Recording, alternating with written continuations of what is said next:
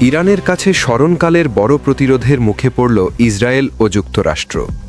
2 March সোমবার যুদ্ধের তৃতীয় দিনটি ছিল ইরানের মিসাইল হামলার তীব্রতা এত বেশি ছিল যে আরব আমিরাত থেকে সারি সারি বিমান ও হেলিকপ্টার নিয়ে পালিয়ে যেতে দেখা যায় মার্কিন সেনাদের।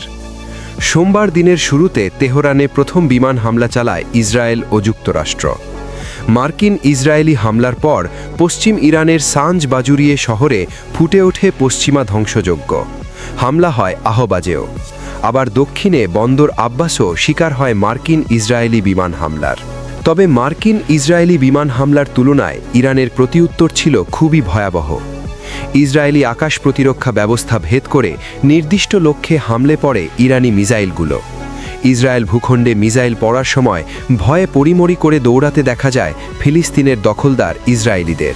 রাজধানী তেলাবিবে জরুরি সেবা দিতে বের হতে দেখা যায় অনেক পুলিশ, ফায়ার সার্ভিস ও অ্যাম্বুলেন্সকে, যা প্রমাণ করে বিশেষভাবে আক্রান্ত হওয়ার বিষয়গুলো। তৃতীয় দিনের অন্যতম ঘটনা ছিল মার্কিন ফাইটার জেট বিধ্বস্তের খবর। ইরানি মিসাইলে কুয়েতের আকাশে বিধ্বস্ত হয় তিনটি মার্কিন এফ ফাইটার জেট। পাশাপাশি বড় হামলা হয় কুয়েতে মার্কিন দূতাবাসে।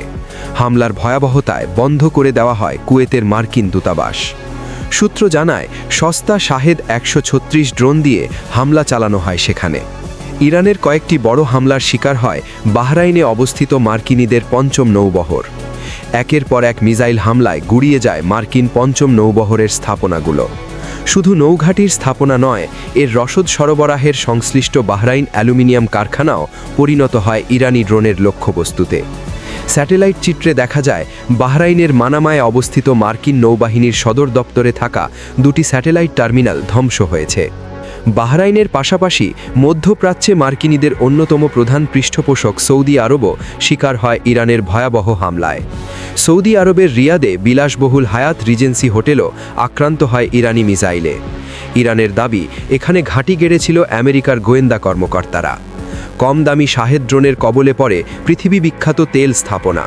হামলার তীব্রতায় বন্ধ করা হয় সৌদি আরামকোর রাজ তানুরা রিফাইনারির সব কার্যক্রম। স্মরণকালের বিভীষিকা প্রত্যক্ষ করে আরব আমিরাতের কয়েকটি বিমানবন্দর, মার্কিন ঘাঁটি এবং অর্থের উৎসগুলো ক্ষেপণাস্ত্র হামলার শিকার হয়। বিলাসী আরাবিয়ান শেখদের আর্থিক প্রতিষ্ঠান ও বাণিজ্যিক কেন্দ্রগুলো রেহাই পায়নি। ইরানের ভয়াবহ আক্রমণের ফলে অত্যাধুনিক চিনুক, বেল অ্যাপাচি হেলিকপ্টার এবং ফাইটার জেটে করে পালিয়ে যেতে দেখা যায় মার্কিন সেনাদের। বরাবরের মতো হরমুজ প্রণালী দিয়ে সব ধরনের জাহাজ চলাচল বন্ধ রাখে ইরান। নিষেধাজ্ঞা অমান্য করায় এ পর্যন্ত যুক্তরাষ্ট্র ও পশ্চিমা সংশ্লিষ্ট 3টি তেল ট্যাঙ্কার আক্রমণের শিকার হয়েছে। কেবলমাত্র চীন ও রাশিয়ার জাহাজগুলোকেই চলাচল করতে দিচ্ছে ইরান। ইসরায়েল, যুক্তরাষ্ট্র এবং পশ্চিমাদের পদলেহনকারী আরব দেশগুলোর এমন শোচনীয় অবস্থায় সোমবার তেমন কোনো উচ্চবাচ্য করতে দেখা যায়নি পশ্চিমাদের। মার্কিন প্রেসিডেন্ট ডোনাল্ড ট্রাম্পকেও দেখা যায় বিমর্ষ অবস্থায়। সাংবাদিকরা তাকে হামলার উদ্দেশ্য নিয়ে জিজ্ঞাসা করলে কোনো উত্তর না দিয়ে তিনি চলে যান।